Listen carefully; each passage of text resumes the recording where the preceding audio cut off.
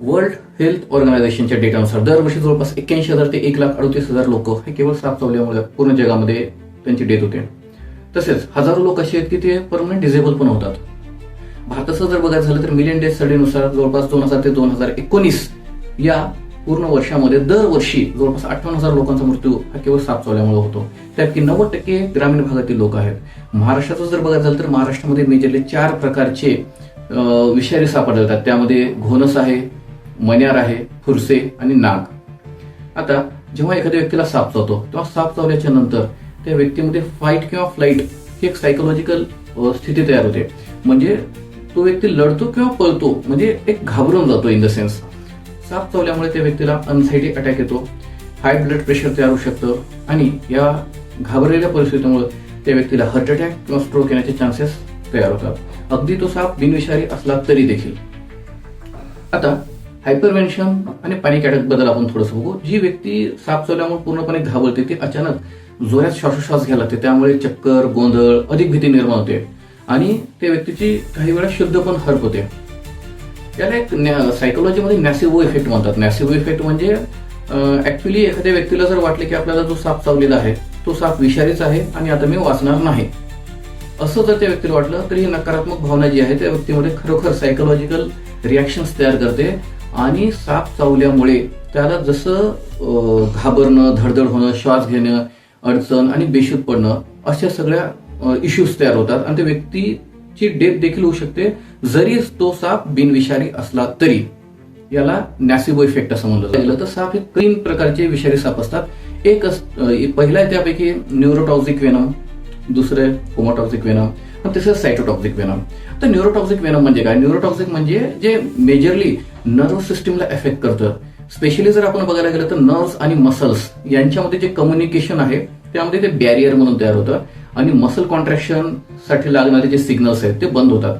हळूहळू muscle weakness होतं, paralysis व्हायला सुरुवात होतं, म्हणजे बॉडी ऑर्गन्स काम करत नाहीत. श्वास घेण्यासाठी लागणारे जे रेस्पिरेटरी मसल्स आहेत ते पण वर्क करत नाहीत, त्यामुळे श्वास घ्यायला पण अडचण होतं. आणि आश्चर्य म्हणजे अशा प्रकारचा साप जर चावला तर जे चावलेलं आहे त्या ठिकाणी फारसा त्रास पण होत नाही, फारसा जखम पण दिसून येत नाही. त्यामुळे बऱ्याच वेळेस जे पेशंट्स आहेत त्याच्याकडे तेवढं सिरियसली बघत नाहीत आणि जोपर्यंत ते सिम्पटम दिसायला लागतात तोपर्यंत खूपच वेळ झालेला असतो. हे तर न्यूरोटॉक्सिक पेनम बद्दल आपण बघत आहोत. आता सुरुवातीला आपण बघू की जर साप चावला तर नेमकं लक्षणं काय दिसतात. सुरुवातीला म्हणजे त्याच्या पापण्या बंद होण्यास चालू होतात, त्यानंतर त्याला डबल विजन म्हणजे प्रत्येक गोष्ट 2-2 वेळेस दिसायला चालू होते आणि ब्लड विजन पण होतं, म्हणजे अंधोक दिसायला लागतं त्याला थोडंसं. सोबत स्लर्ड स्पीच बोलताना अडथळा येतो. जेव्हा सापाचा न्यूरोटॉक्सिक वेनम हे ब्रेन आणि मसल याच्यामधलं कम्युनिकेशन बंद करतं, त्यावेळेस त्या व्यक्तीची गिळण्याची क्षमता देखील कमी होते. म्हणजे त्या व्यक्तीला आपली थुंकी देखील गिळता येत नाही आणि त्याच्या तोंडातून लाळ गळू लागते. हे एक अतिशय महत्वाचा संकेत आहे की विषाचा परिणाम सुरू झालेला आहे. यासाठी जसजशी लक्षणं वाढत जातात तसे हातपाय हलत नाहीत, याला लिंब पॅरालिसिस असं म्हणलं जातं सायंटिफिक लँग्वेजमध्ये. न्यूरोटॉक्सिक वेनमच्या नंतर दुसरा जो प्रकार आहे तो आहे हिमोटॉक्सिक वेनम. हिमोटॉक्सिक हे मेजरली ब्लड वेसल्स आणि डायरेक्ट ब्लडवर इफेक्ट करतं. तर ब्लडची आपापली क्लॉट होण्याची एक नॅचरल प्रोसेस असते. आता हिमोटॉक्सिन हे विष जर आपल्या ब्लडमध्ये गेलं तर ते डायरेक्ट रेड ब्लड सेलचं म्हणजे लाल पेशीचं डायरेक्ट डिस्ट्रक्शन करायला चालू करतं. त्याला हिमोलायसिस असं म्हणतात. आणि ब्लड वेसल्स आहेत ते ब्लड वेसल्सची जे आतली लाइनिंग आहे त्याचं डॅमेज सुरू होतं.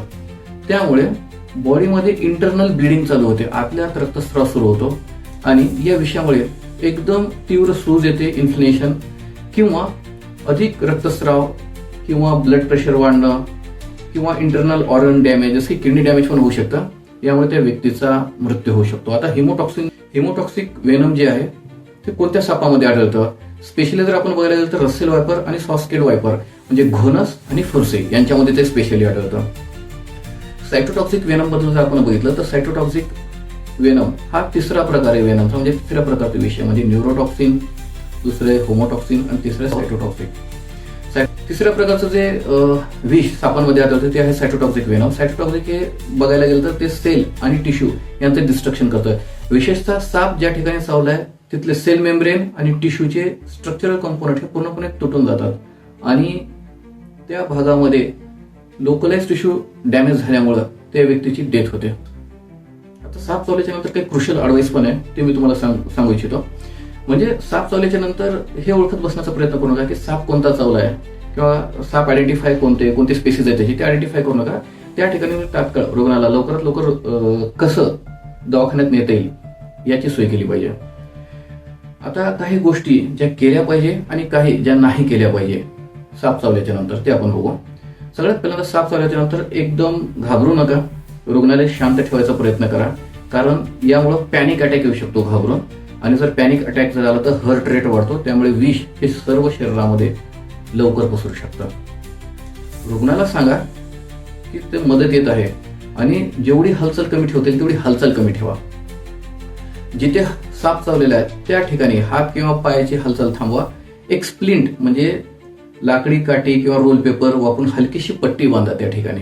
जास्त घट पट्टी बांधू नका, नाहीतर रक्तप्रवाह पूर्णपणे थांबतो, त्यामुळे दुसरे कॉम्प्लिकेशन्स तयार होतात. आपल्या शरीरामध्ये जर कोणती ज्वेलरी असेल, जसे की साप चावल्या ठिकाणी सूज येणं हे खूप सामान्य आहे, त्यामुळे त्या भागातील अंगठी असेल, घड्याळ, बांगड्या, घट्ट कपडे ताबडतोब काढा, जेणेकरून सूज वाढल्यावर ती अडथळा ठरू नये.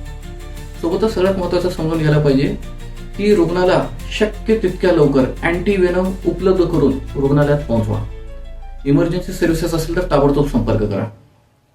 साप केव्हा चावलाय हे थोडंसं जर लक्षात ठेवा, म्हणजे त्याचा टायमिंग नोट केलं तर फार चांगलं. साप कधी चावलाय, त्या सापाचा कलर काय होता किंवा साईज काय होती हे जर थोडंसं जर लक्षात ठेवलं, त्याचा फोटो जर घेता आला समजा पॉसिबल असेल तर ते डॉक्टरला डायग्नोज करताना किंवा ट्रीटमेंट करताना खूप मदत करू शकतं. तर ह्या काही गोष्टी आहेत ज्या आपण केल्या पाहिजे. आता काही अशा पण गोष्टी आहेत ज्या बिलकुल नाही केल्या पाहिजे साप चावल्याच्या नंतर.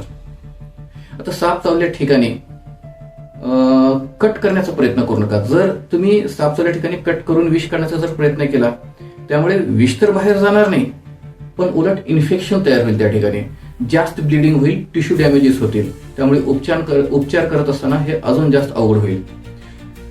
अजून एक फार मोठी अंधश्रद्धा किंवा मिथ आपण बघतो की तोंडाने विष काढण्याचा प्रयत्न, म्हणजे बऱ्याचशा मूव्हीज मध्ये, सिरियलमध्ये आपण बघतो की तोंडाने विष काढण्याचा प्रयत्न केला. असं काही होत नाही, ते पूर्णपणे एक मिथ आहे. ठीक आहे, तोंडाने विष काढण्याचा प्रयत्न करू नका. आणि त्यामुळे होतं काय तर तोंडातील बॅक्टेरिया उलट जखमेत जातील किंवा ते विष तुमच्या तोंडामध्ये येऊन कंटेमिनेटेड होऊ शकेल. अजून एक फार मोठं मिथ आहे की बर्फ लावल्याने विष नष्ट होतं. उलट त्यामुळे टिश्यू डॅमेज होतात आणि काही वेळा तर फ्रोस्ट बाईट सुद्धा होतो आणि ब्लड फ्लो कमी झाल्याने वेनमचा परिणाम म्हणजे विषाचा परिणाम अजून जास्त वाढू शकतो. सगळ्यात शेवटचं आणि अजून एक महत्वाचं जे तुम्हाला सांगायचं आहे की ज्या ठिकाणी साप चावलाय त्या ठिकाणी एकदम स्क्रबिंग म्हणजे हार्श पद्धतीने त्या जखमेला धिवू नका किंवा कसलेही वेगवेगळ्या प्रकारचे हार्श केमिकल त्या ठिकाणी वापरू नका. असं जर वापरलं तर ते त्या पेशंटला अजून जास्त डॅमेज करू शकतं. त्यावेळेस साप चावल्याच्या नंतर आपलं फक्त एकच महत्वाचं टार्गेट असायला पाहिजे की त्या रुग्णाला जेवढ्या लवकरात लवकर होईल तेवढ्या लवकरात लवकर जवळच्या रुग्णालयामध्ये दाखल करणं, जिथे अँटीवेनम्स अवेलेबल आहेत त्या ठिकाणी. म्हणून स्नेक बाईट जर झालेला असेल तर भीतीने नाही, बुद्धीने काम घ्या आणि वेळ न गमावता लवकरात लवकर जवळच्या रुग्णालयात जा. कदाचित तुम्ही ही जी इन्फॉर्मेशन जी शेअर कराल त्यातून एखाद्याचा जीव नक्कीच वाचेल.